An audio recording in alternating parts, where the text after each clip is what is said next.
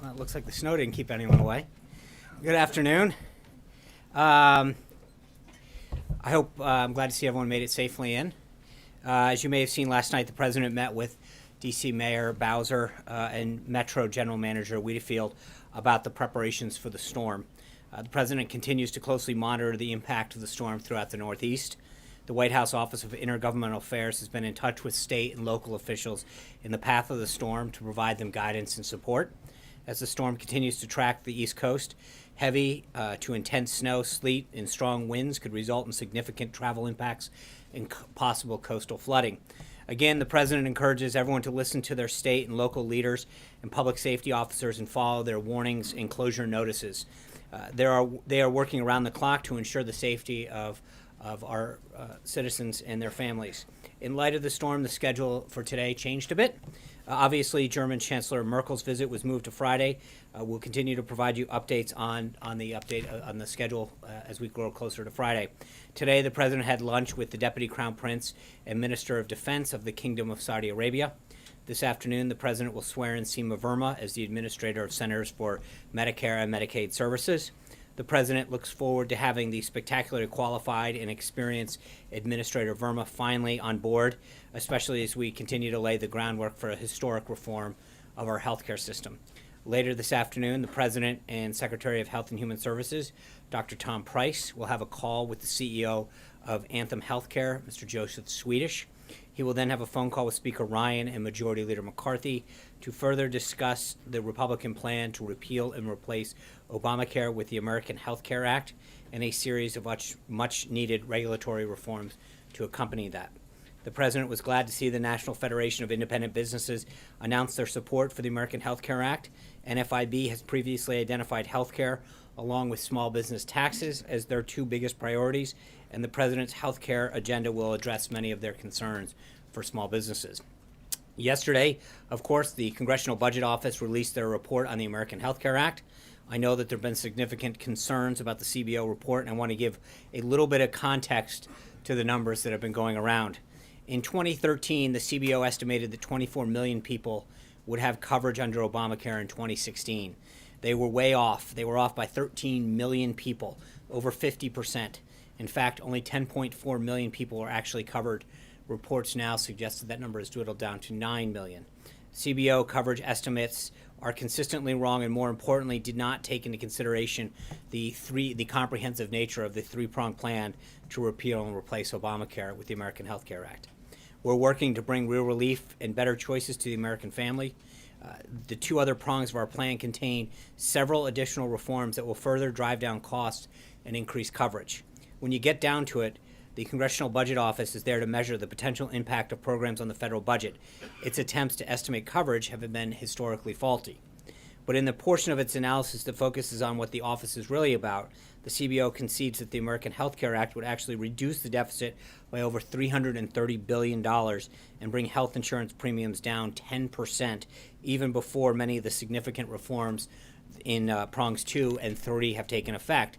And as I've mentioned before, some of these include expanding healthcare savings accounts, streamlining the process at FDA so that innovative and lower-cost medicines can get to patients faster, allowing health insurance to be sold across state lines, which increases competition and decreases costs, permitting small businesses to band together to negotiate healthcare rates for all of their employees, and reforming the medical malpractice system so that doctors aren't spending their time and patients' money on unnecessary procedures. Beyond the numbers, let's talk about some real-life examples of the cost of Obamacare for some actual Americans who the president heard from during his listening session yesterday.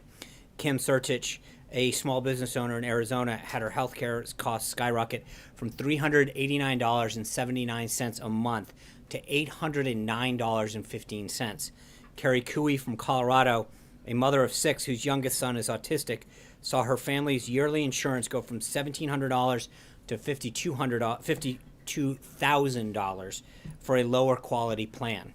And Joel Brown, a farmer from Tennessee, saw his catastrophic coverage costs spike in the wake of Obamacare from $119 a month to more than $500 per month.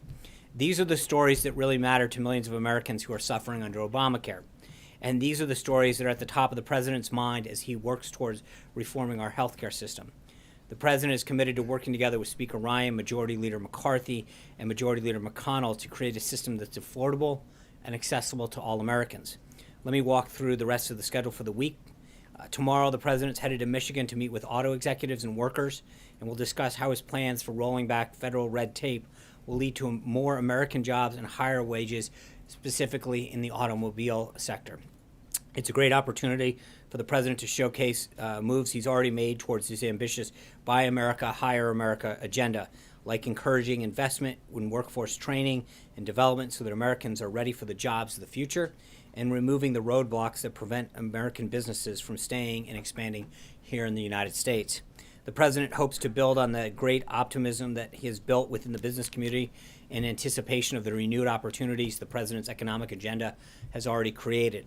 He and his team are hard at work to produce the results that the American people deserve and voted for last year. He will also travel to Nashville, Tennessee, where he will lay a wreath at President Andrew Jackson's tomb on his 250th birthday. Thursday, the Taoiseach of Ireland, Kenny, will come to the White House for the traditional St. Patrick's Day visit, including a reception in honor of the Taoiseach and Mrs. Kenny. And as I mentioned, German Chancellor Merkel's visit will resume on Friday, and we'll have an update on that schedule. With that, we're glad to take a few questions. Sure.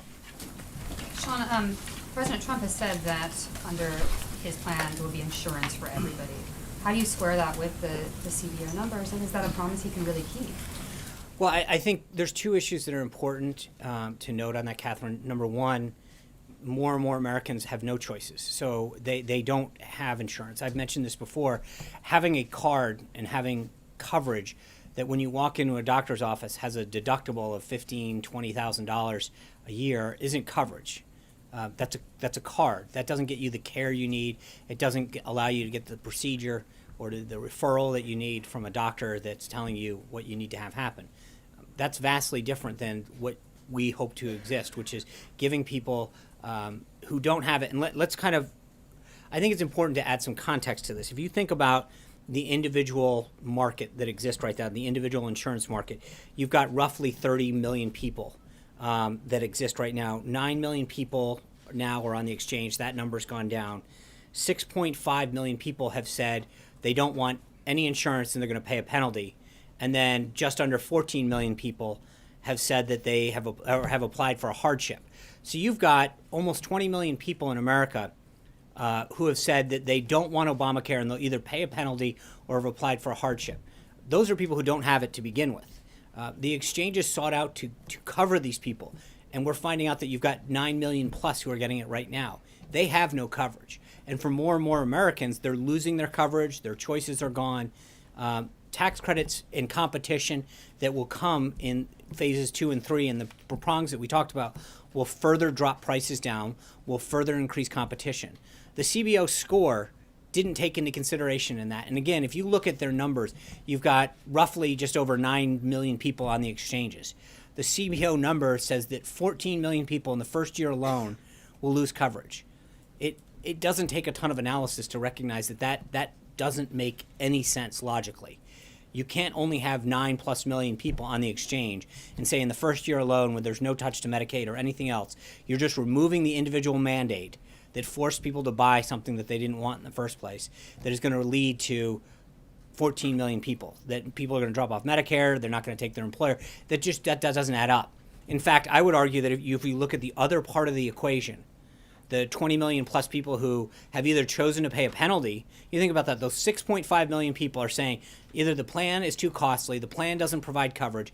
I think a lot of those people, especially when we continue to instill additional coverage, they have more choices, they can pick a plan that actually fits their needs or fits their budget, you're going to see more people want coverage, who are going to choose coverage. So I think that the CBO number, they have a record that doesn't match up with the ability to count people. They're pretty good at dollars, not as good at people. And I think that when you look at the additional phases or prongs of this whole comprehensive approach, that actually changes the equation a lot. It's looking at one piece of a 3-part plan, and that's not the entirety of the plan that we're looking at. And that doesn't. So what does the White House think the change will be next year then? Well, I don't think that we don't do those projections, but I think that there's no question when you look at the cost, they're already saying just this alone, just doing the first prong of this will take costs down 10% in the individual market. And if you think about it, they're up 25% in the individual market on average already. This year alone, under just people who are on the exchanges, up 25%. The CBO is saying just with what we're doing on first prong alone, 10% decline in the individual market. That's a significant reduction. That's what we're talking about. Bringing costs down and increases choices. That's a big deal right now. The problem that you have currently is that these subsidies that people get them a card that doesn't get them care, and that's what we need to start focusing on is how many people are actually getting the care they need to deal with the medical concerns of them or their family, and that's not what's happening. Mike. Sean, stating, as you did, that the primary objection of this White House is that the CBO report doesn't take into account Phase 2 and Phase 3. Are there specifics, either in terms of the specific regulatory reforms that the White House is considering and the specific terms of the legislation that you would offer that are out there for people to study as part of this? Because as you surely know, Tom Cotton, among others, are skeptical of whether these phases can actually... I don't... Look, the things that I mentioned earlier, allowing people to buy across state lines, to pool their insurance, to expand HSAs, to reform the FDA, all of those things, I think, unquestionably add competition and choice. There's no question about it. If one plan can sell that was in Maryland into Virginia where they can seek additional customers, that competition alone invariably brings down costs. And we've seen this in market after market, where once you allow competition by itself, that will bring down costs. It'll bring in choice. Right now, these insurance companies who have been mandated by the government to create certain packages that people don't need. You've got young people that are being told to buy packages that have, end of life care that they don't necessarily need. You've got people who are in their older phases of life being, having to buy stuff for maternity that may not be a service that they need at their stage of life. But the problem is that the government got involved in healthcare and started dictating what needed to happen instead of allowing the choice and allow people to buy a plan that actually was tailored to the needs that they want. Those reforms in themselves unquestionably bring down costs. There's no question. But I think one of the issues that has to go back to overriding this issue, and the president has stated this on numerous occasions, if we do nothing, if we just allow this to continue, it will collapse on its own. The cost of it is unsustainable. The premiums are going sky high in state after state, and the choices keep going further and further down. And so this idea of comparing it to Obamacare is a false choice because they have no choice. It is the choice is going away and the cost continues to get higher through every phase. And so to assume that the comparison is apples to apples is a false choice. I'm not making that, but you've been critical from this podium of the Obama administration, of Democrats, and the way they went about passing the Affordable Care Act. In the interest of transparency that you accuse them of not following, of shoving it down people's throat, should the White House, should HHS put those details out now? Should they put the legislative details out? I think the House is working on that in a lot of cases, and as that legislation gets done, I think that's a great question for Speaker Ryan. And I know that he's been working with the team and getting it done. And I think the sooner that we can get all those prongs out there, the better. I agree with you. But I think the big difference, just so we're clear, is that we posted this bill online. The Speaker had it out there. The President tweeted it out. Anyone in the country and anyone in the world could read it. That's a vastly different approach than after it's being done, told after we pass it, you can read it, which is what Speaker Pelosi said. Encourage Republicans to put details I think, sure, the more we can get out there in those phases, absolutely. And I know the Speaker is working with his members to do that, but I think that's an appropriate question for the Speaker to answer, not for me. I know that we are trying to work with them. I know that there's a lot of members that are working with Speaker Ryan and Leader McCarthy, and frankly, on the other chamber as well. But I think that we continue, and that's why I think we're talking about all of those prongs and all the pieces of them so that we can start making sure that people understand the comprehensive nature of this. Before there's a vote on I think that's a question for Speaker Ryan to answer. I think the more that we can get out there, the better, though. Alexis. Can I follow up on what Mike was asking about Senator Cotton? Why is the White House giving Senator Cotton full running room to go again and again in the media and to denigrate the House plan without bringing him in, discussing with him what Mike was just bringing up, alternatives that he's suggesting? Why does he have special dispensation to go out? I don't think he has special dispensation. It's a free country. He can say what he wants. Brought him in here. No, and I talk think to our him. team has been working with his team as they are with Senator Paul's team and anyone else who has ideas. We've been engaged in a very, very robust discussion with members in both chambers who have ideas to move this thing forward. I don't think we are able to tell people what they can and cannot engage in a free society with. I mean, Senator Cotton's obviously able to make any comments that he'd like. We'd obviously continue to like to work with him, and I think the team will continue to reach out to both he and his team to try to get his ideas on this. But Well, the president spent time talking to him about his ideas on immigration. Mm-hmm. Has he called him? Has the vice president called Senator let me. Cotton? I know that we've had a very, very robust discussion with members of the House and the Senate. I would have to get specific details what we've done with specifically Senator Cotton. Senator Cruz coming today? I know that I believe I'd have to check on that. I know that there was a group of individuals. I don't have that list in front of me. Senators? I will get back to you on that, Alexis. I promise. The snowstorm kind of shifted a bunch of stuff up, so I don't want to start getting in front of who actually can be here and who can't. But I will make sure that we get those details out. You We have mentioned the pool? I'd be glad to get into the entire pool. Thank you. Margaret. Oh, thank you. So, still on the same subject, does the White House support the House bill as it is, or amending it? And there's been reporting that the White House is involved, or some White House officials are involved in shaping what's being described as like a major or significant manager's amendment in conjunction with conservatives. Can you? I don't think it's. Yeah, I would. I'm sorry. Yeah, well, no, we can go back and forth, but I'm just wondering, is the White House writing this amendment, or just considering backing the amendment, and does Paul Ryan know about it? We could tell him about it right now, I guess. No, I think Speaker Ryan is well aware of the manager's amendment. Okay. I think, as we've noted multiple times from the podium, when people have ideas that are constructive or supportive, or ones that we have heard about from different members that we have engaged with, and frankly, ones that the House and the Senate has engaged with, who shared ideas, we've always stated a willingness. Director Mulvaney's talked about the Secretary Price, the President himself, the Vice President. Part of the reason we're engaging with these individuals is to hear their ideas, to talk to them about not just the content, but the approach. What can go in, what can go out, how we deal with the different phases, as Mike was asking, and when we go. But all of that is part of a comprehensive strategy to engage with members who support us, who have ideas and want to be on board, who want to be constructive in the process and achieve the President's goal of having a patient-centric healthcare system. So we are obviously in talks with House leadership about the contents of that. As I mentioned, the President will be on the phone with Speaker Ryan and Leader McCarthy later this afternoon to talk to them about some of these ideas and some of the path forward. But that's part of the legislative process. So all this, I actually have a second question, but just to clarify this, so this involves, the White House is working to help shape that manager's amendment? Yes. Okay. And on the visit of the Deputy Saudi Crown Prince today, can you talk us through a little bit more detail? Does that involve the resumption of arms sales? Is that about oil and? It literally was wrapping up as we were walking over here, so I want to make sure that I get a readout. We'll provide that to the pool, as we do with all of the leader visits. So I will have more details from that once they were concluding that visit as we were coming here, and so I'll make sure I get it. Blake? Thanks, Sean. In the middle of all of this, there's also the debt ceiling. Yeah.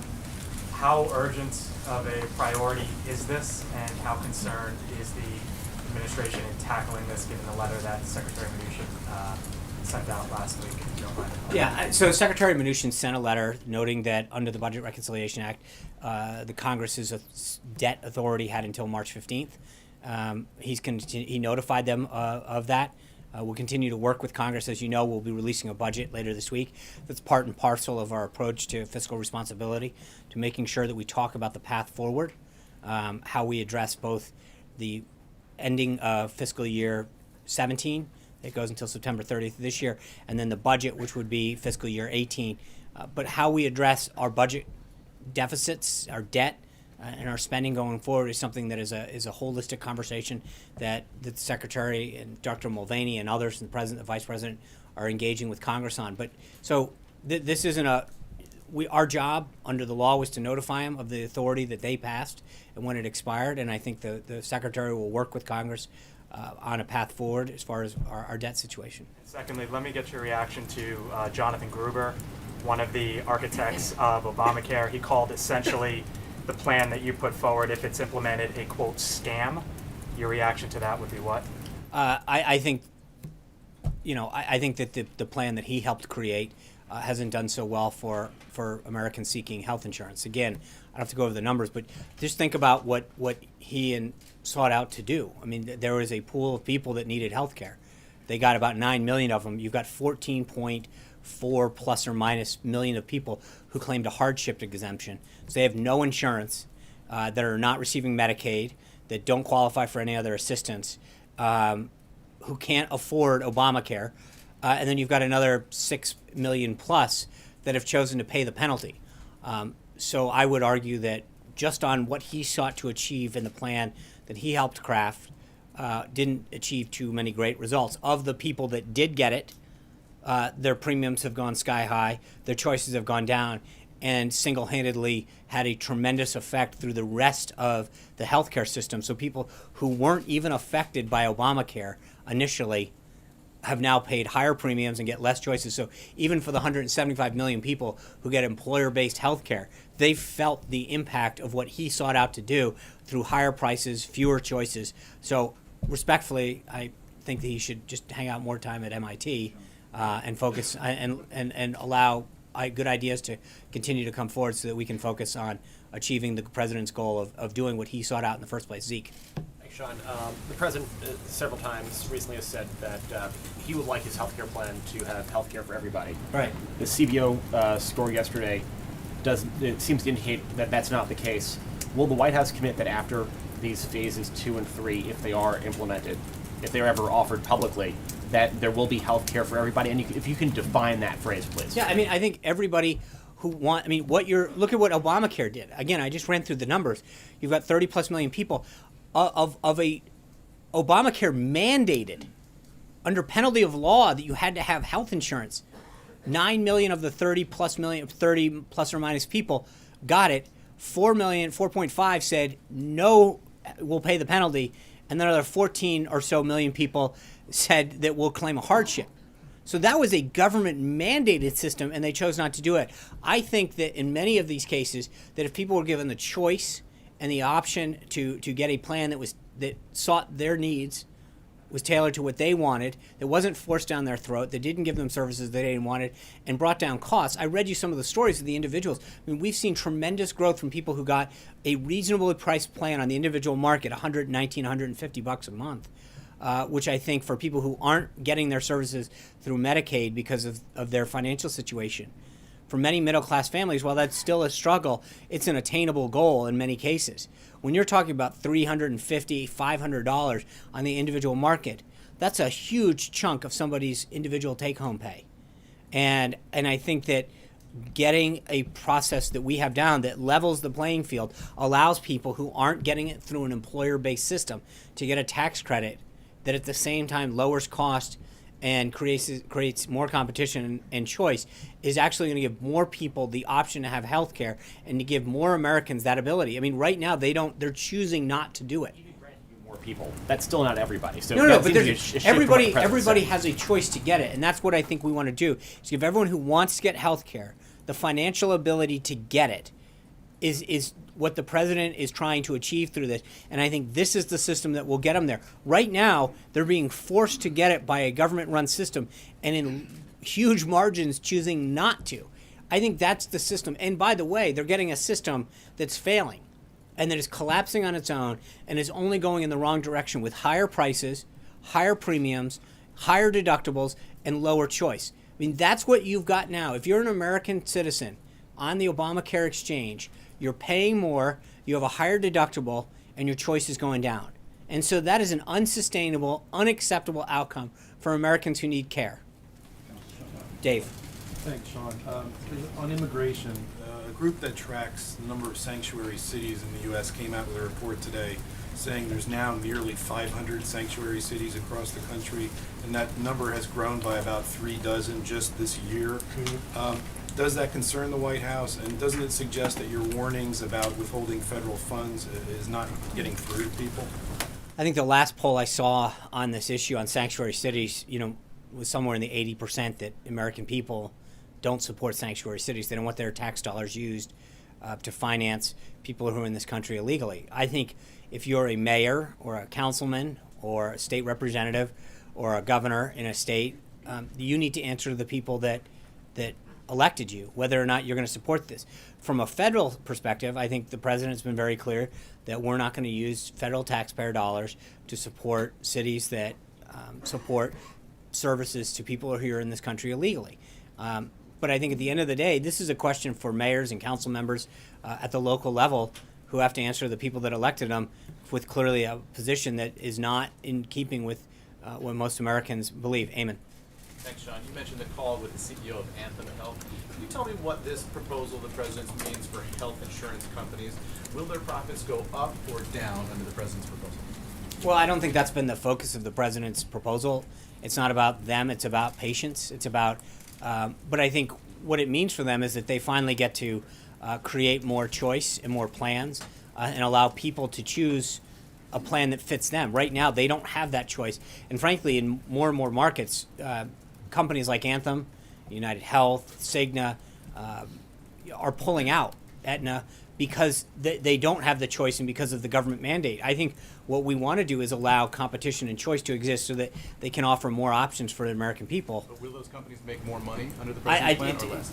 I don't know the answer to that. That's not been the focus of what we're doing now. And at the end of the day, right now, they're pulling out of market after market, leaving the American people with fewer and fewer choices. So right now, it's not a question of they from the last I checked, I think many of them are doing pretty well, but it's the American people and its patients that are losing under the current system.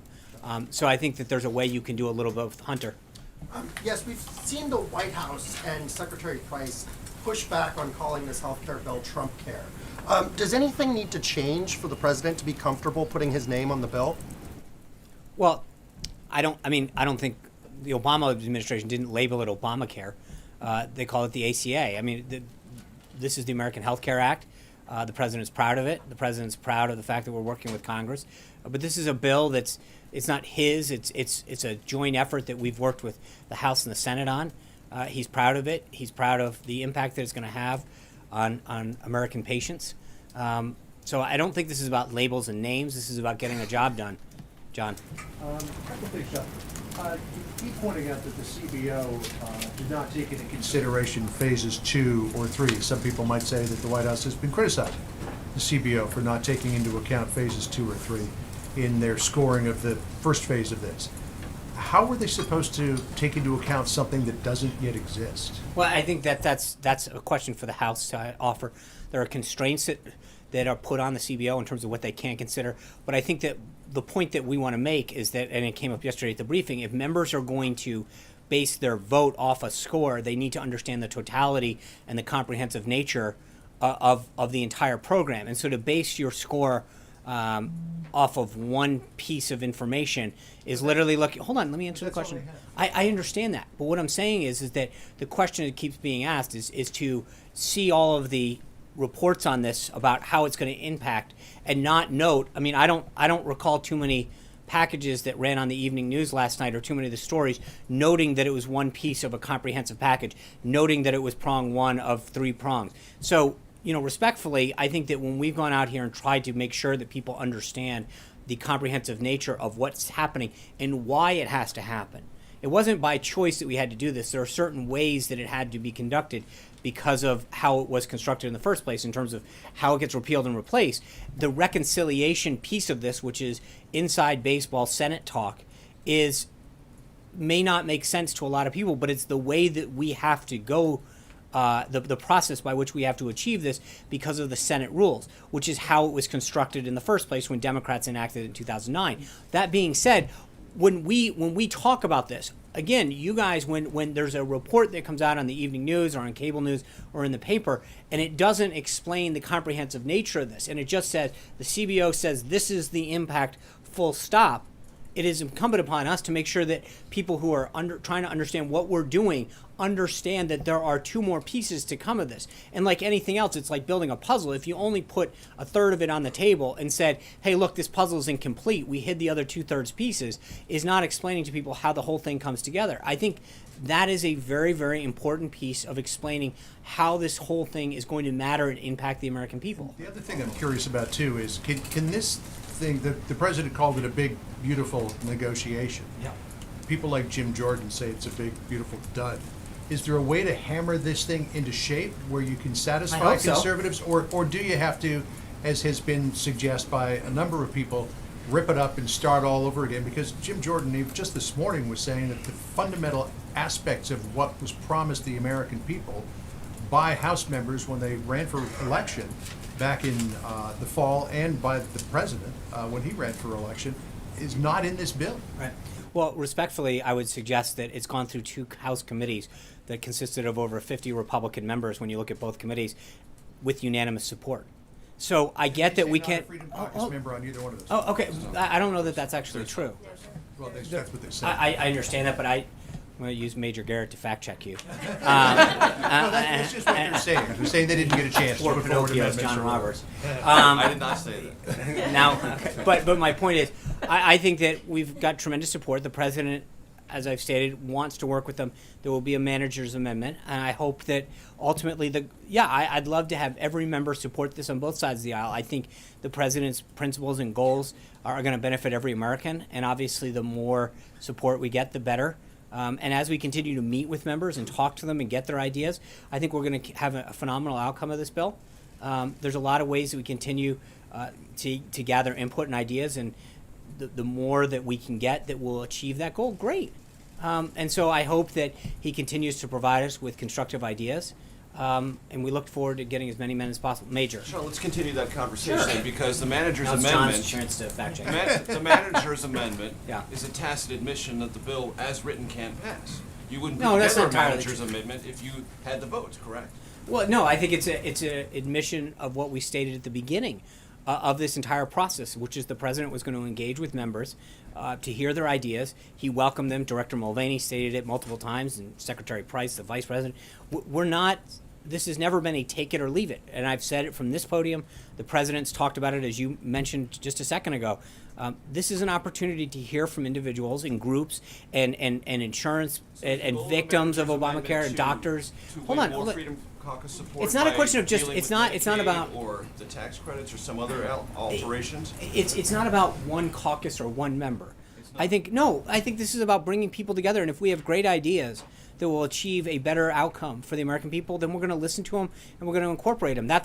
I don't think that this is. We have been very clear from the get-go. If you can come with a good idea that will strengthen this bill, that will benefit American patients, we'll do it. And so the manager amendment Bill is. about getting votes, right? You can't have a strong bill that can't No, pass, you can right? jam absolutely, but you can jam through a bill and get it out, get 218, and send it over to the Senate. But I think that we want to get the strongest bill through the House with as many ideas and opinions and facts that will help strengthen this as possible. So I'd rather, instead of getting a bill through with 218, 219, work on a process, as the Speaker and the Majority Leader have done, that brings in additional ideas, and if we can get the bill higher and higher, we will. To Tom Cotton's point, because you talked about it just a second ago, prongs 2 and 3. Yeah.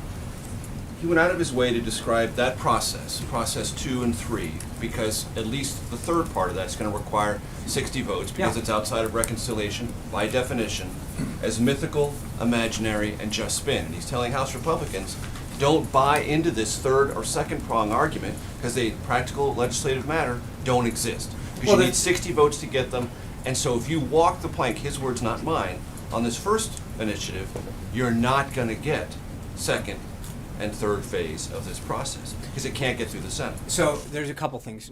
First, this is the only vehicle that seeks to achieve what people on our side of the aisle have been talking about since 2010. This is it. If we don't get this through, the goal of repealing Obamacare and instituting a system that will be patient-centered is going to be unbelievably difficult. This is the vehicle to do that. And so we welcome Senator Cotton's ideas. But the second prong of this is administrative in nature. It is something that was delegated to Kathleen Sebelius, who is then the Secretary of Health and Human Services, to do. So prong 2 is actually fairly easy to do, because the same authority that was granted to Secretary Sebelius now is in the auspices of Dr. Price. And he has the ability to implement and work on that, and I think he noted it yesterday that his office has already been going through and doing that. So that phase is easy to do. The third prong, which is all of these things that conservatives have been championing for a long time, and frankly, many Democrats agree with us on, is this ability to bring down costs through selling over state lines and allowing small businesses to group together is something that that we've been talking about for over a decade. And you can get 60 And I think that votes. we can not just get 60. I think this is something that should bring people together. I think there is bipartisan, bicameral support for almost every one of these things because they benefit. There's no one that doesn't benefit. I mean, who could be against allowing insurance to be sold over state lines? It's something that you can do your car insurance. I mean, so many. There's no other product that I can think of. I'm sure someone will fact check me on this. But for the most part, the American consumer, when you want a product, you can go online, you can go to a store, you have choice, you can go to a store across state lines. If you live in Virginia, you drive to Maryland or the district, and shop around. With our insurance, we don't have that ability. There's no question that increased competition drives down cost. It is just an economic certainty. And allowing greater choice will do the same. And so I think respectfully, I would say to any senator like that has that concern, there is no other entity that I can think of that greater choice and greater competition doesn't drive down costs significantly. And all we have to do is look no farther than Obamacare. I read off 3 of the individuals the president met with yesterday who are victims of Obamacare. In every one of those cases, the insurance premium went skyrocketing when choice and competition went away. Any person that was in the individual market 8 or 9 years ago will tell you that, depending on the plan, you could get a plan for as low as $100 and change. Now the cheapest plan you can get is easily in the $300 range. And so the question that you have to ask yourself is, what changed? Competition went down and choice went down. And I think allowing both of those to re-enter the marketplace will achieve in itself that goal. And going through the additional pieces of the reform will also do the same thing. There's so many ways that we can achieve greater choice and competition that unquestionably bring down the cost of health care, that benefits every American, whether or not you're in the exchanges or you're on an employer-based plan. And again, we have to have this conversation in the context of what's going on now. Talk to somebody that's on Medicare or Medicaid. Ask them if the doctor and services that they used to be getting are available to them. I know so many times now when you walk into the doctor, they have a sign that says, "We no longer accept Medicaid." I mean, that used to be a given almost. And now for older Americans, for Americans at the lower end of the income scale, it's becoming harder and harder to find a place that even takes your insurance. And I think that to find that an acceptable income, the question has to be asked to people who oppose this, no matter what side of the aisle are on, is what is your alternative? Because the ideas that they propose, we can incorporate. We can make this better and better. But to sit back and act as though there's a choice, doing nothing is not a choice. And that's something that the president had done. Trey. Thanks, Sean. As you know, the DOJ now has an additional week to produce evidence that President Trump was wiretapped by the Obama administration. How confident is President Trump that any evidence will arise to support his claim? I think he's extremely confident. I've mentioned this before. I'll let them do their job. I'll let the House and Senate, and I'll let the DOJ report this. But as I've commented in the past, I think there's significant reporting about surveillance techniques that have existed throughout the 2016 election. I'll leave it to them to issue their report, but I think he feels very confident that what will ultimately come of this will vindicate him. And a quick follow-up. Sure. When a decision is announced, whatever evidence or potentially no evidence is released, will he make a statement about the evidence or lack of evidence? I've been asked this, I think, at least 3 times, and I don't want to prejudge what's going to come. I'm sure you will do a fine job of asking me the question when there's a report to be asked, and I will not be able to escape it. But I don't want to get ahead of what the president may or may not do. Jim? Evidence will be presented? I don't want to get ahead of, as I mentioned, I'm not going to... Because the House Intelligence Committee has given the administration until Monday. I understand. No, it's given the DOJ Right. and the Department of Justice. Again, we covered this yesterday. But I'm not going to get ahead of what they or may not submit. Possible there may be nothing. No, that's not. I think there is, at least from where we stand, we know that there is significant reporting on this subject. That something will be presented. I feel very confident of that. Okay, Yes. and follow up on coverage. You were saying that people, if they can't get access to insurance, they don't have coverage. But Right. if you remove the individual mandate, you are going to have people who are not going to buy coverage. They're not going to buy insurance. And so getting back to the Congressional Budget Office score, would you concede that there will be some coverage losses, perhaps in the millions? That there will be millions of people who will not have health insurance as a result of what you're doing? Well, again, sure, except you have to look at the current situation. You are mandated by law to buy insurance right now under Obamacare. 13 plus million people have asked for a hardship exemption, and then 6.5 plus million people have determined to pay the penalty. So currently, if we look at the universe and say it's roughly 30 million people, only 9 million people engaged in the exchanges when required by law. The majority, almost 2/3, if my back of the envelope math is right, about 2/3 have chosen to either apply for a hardship exemption or pay a penalty. So the mandate forces people to buy insurance, and if they don't have insurance, then you have the free rider problem in the system. Which right, is a but problem look for at what's the happening Obama now. administration. So if you have free riders, and those folks get No, into a car because the accident, current they right. show up at the emergency room, and then the health care is much more But expensive. they do it right now. But my point, Jim, is that the way the system was constructed under Obamacare, they created the system to force people to buy plans that they did not like, that were mandated by the government in terms of what was part of the plan, what it had to cover, the deductible, et cetera, et cetera. And yet, roughly 2/3 of the people either paid a penalty or asked for a hardship exemption. They didn't do it.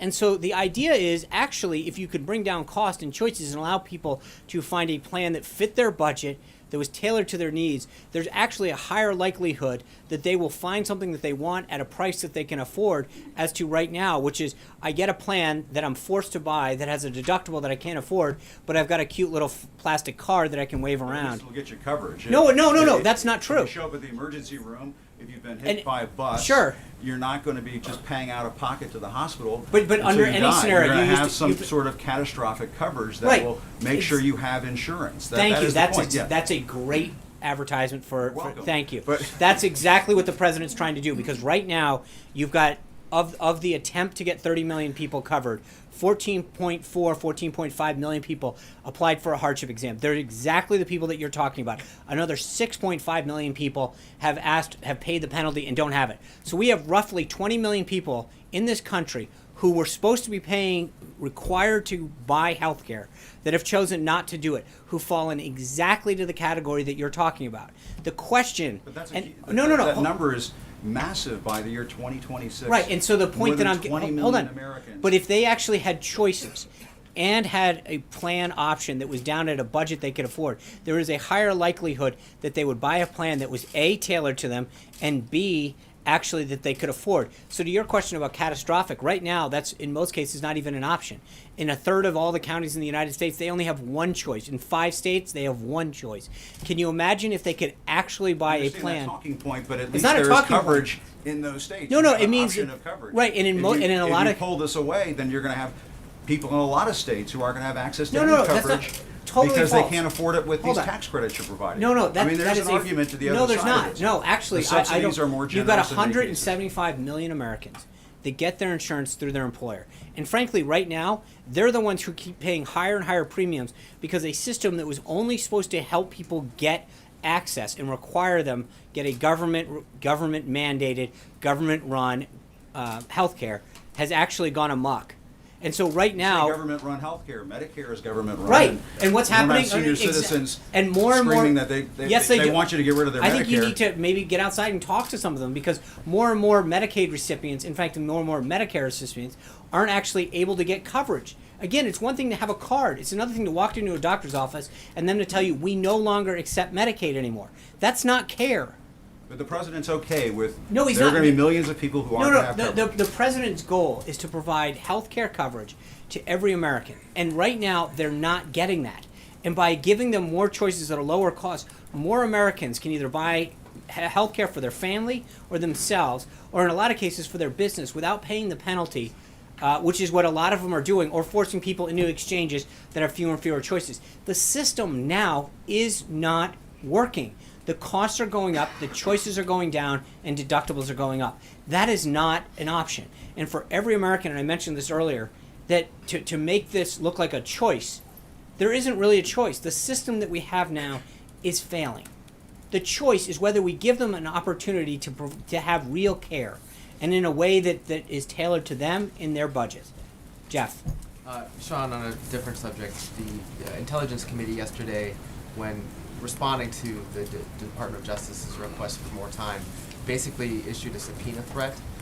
Does the White House have a reaction to that? Do you think it'll come that far? I hope not. And as I said, as been noted, the department asked for an additional time, and that'll be up to the Intelligence Committee to grant that time. But they're working on that. And on a separate note, you mentioned the president's call with the CEO of Anthem today. Yeah. But does he have a position on Anthem's effort to merge with Cigna, which was challenged by the Justice Department under President Obama? I'm not aware of that. I don't know that the president's ever expressed any personal view. I think that would come under the FTC if I'm correct. And so I'd refer you to them. John. Just one last follow-up on Margaret's question about Yeah. Saudi. I know that meeting was just finishing up Yeah. when you came out here. But can you give us a sense of what was on the agenda before they sat down? I think the president had a call earlier with the king a couple weeks back. I think they talked about safe havens in Syria. They talked about the threat of ISIS. I might expect all of those came up. But again, I think I will provide a readout to you all, to everyone in the pool, about what happened that will more clearly define that. John Gizzi. Thank you, Sean.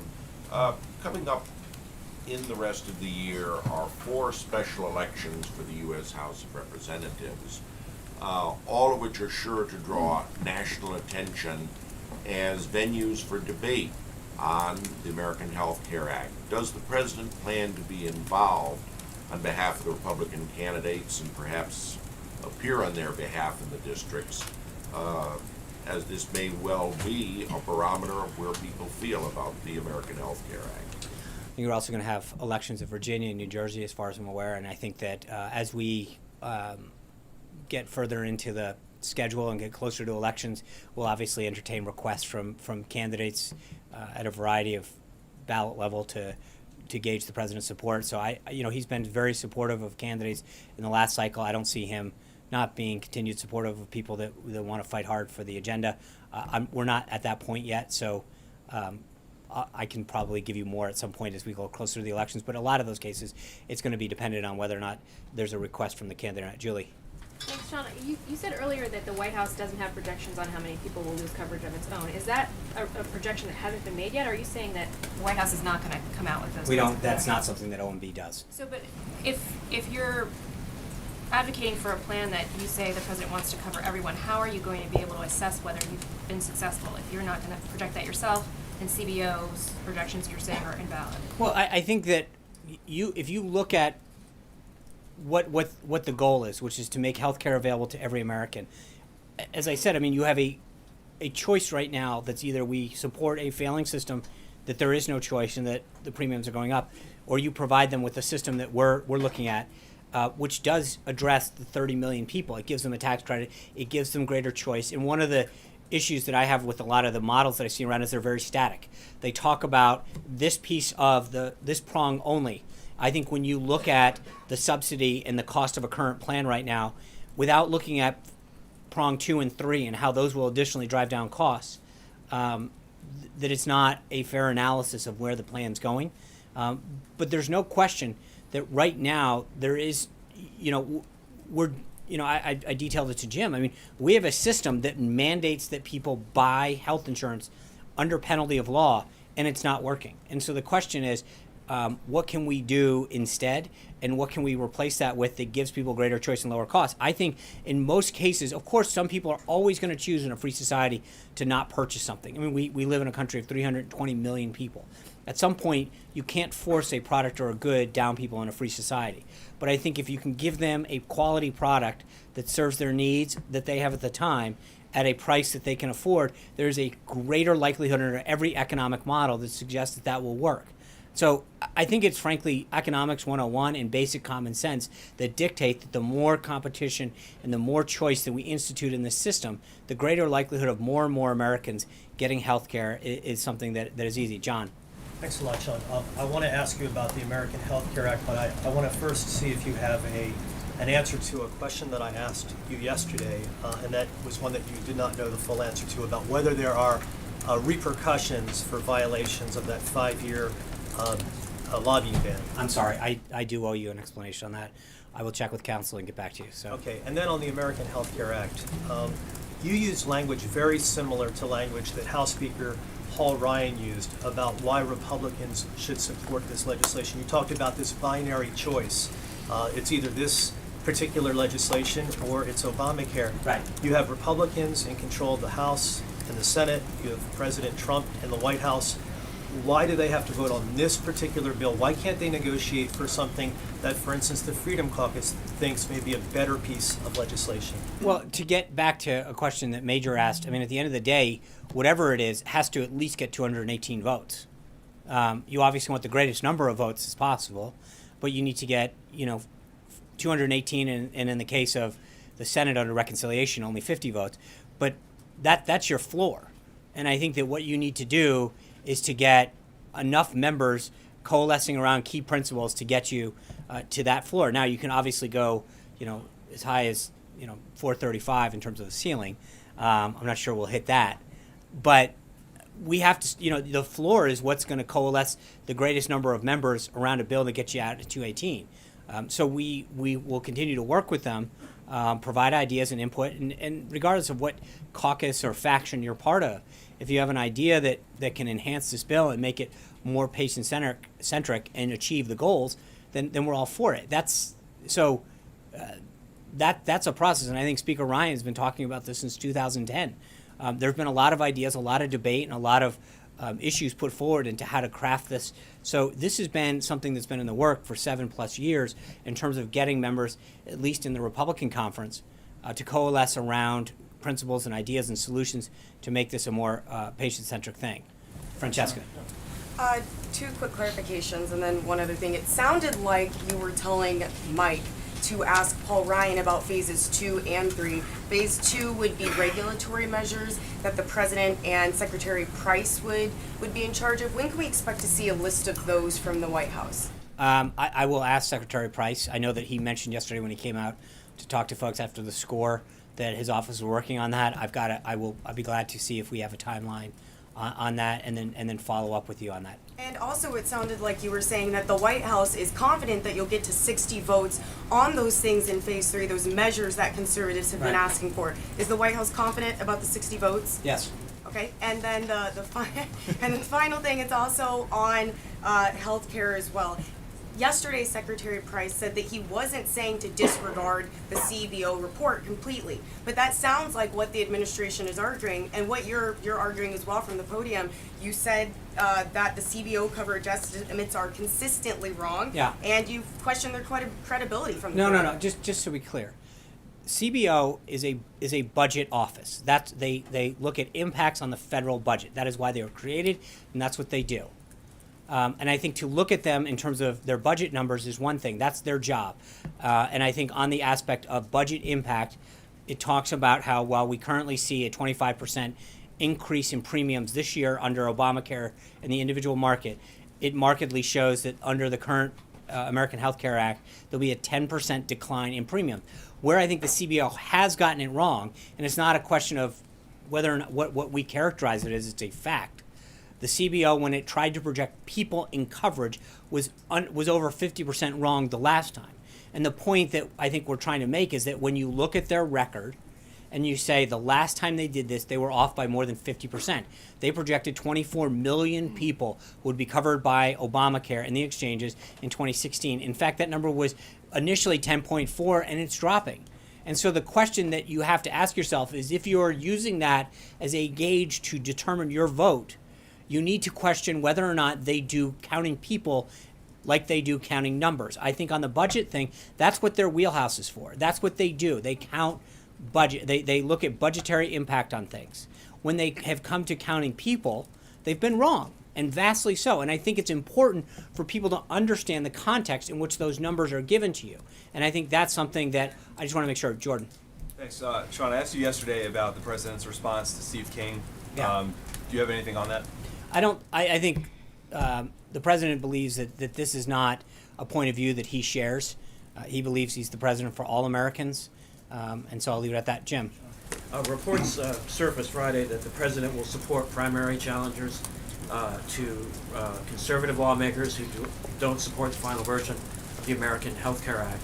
Can you confirm that report? And if it's true, can you offer us insight into what the president is looking for in congressional candidates in 2018?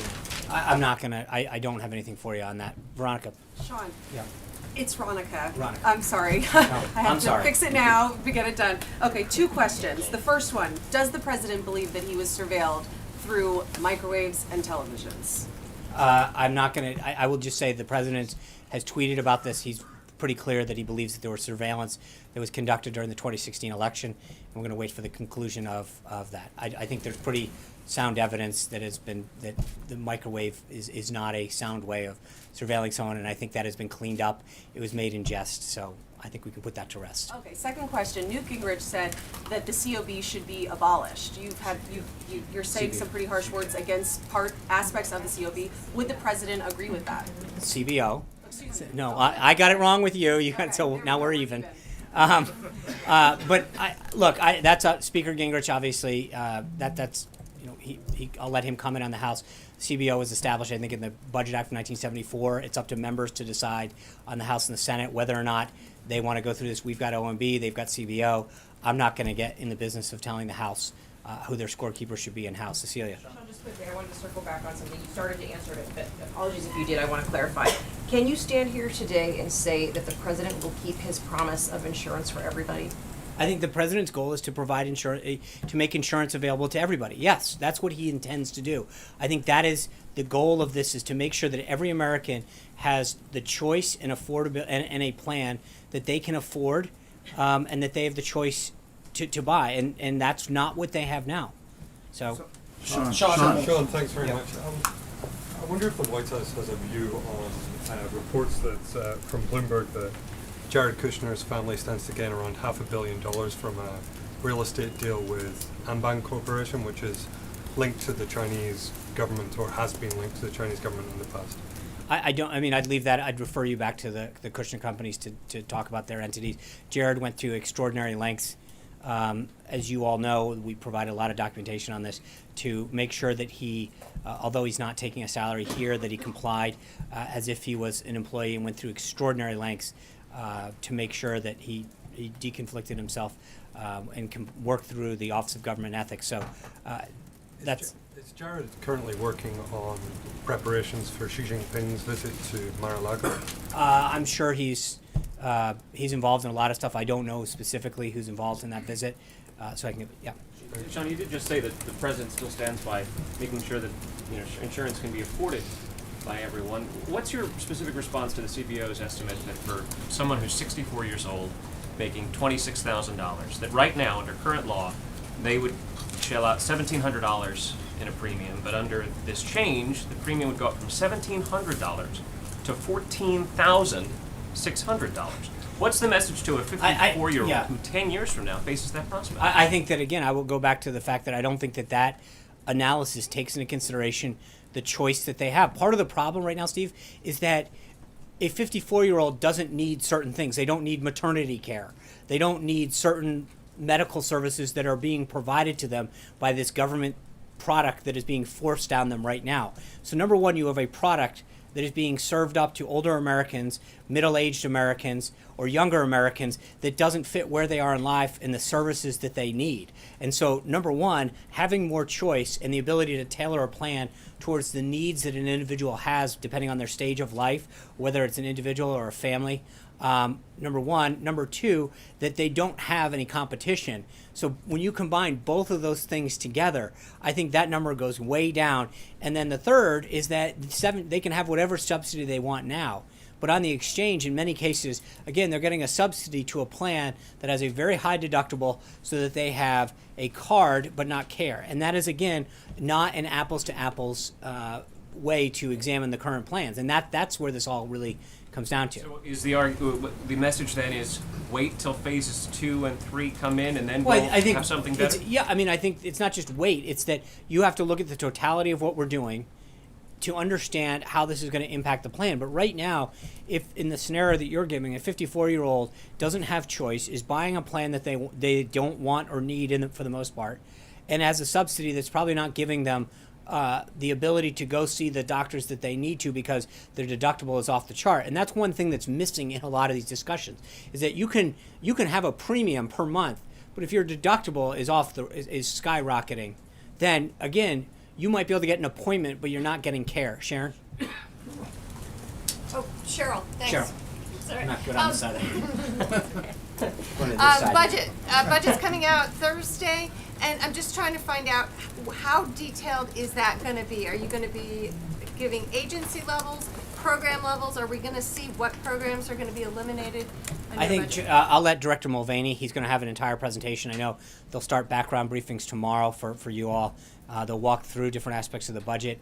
I don't want to get ahead of him on this. I think, So let's figure out where we go first on this with what he has, and then we'll have a full presentation on Thursday.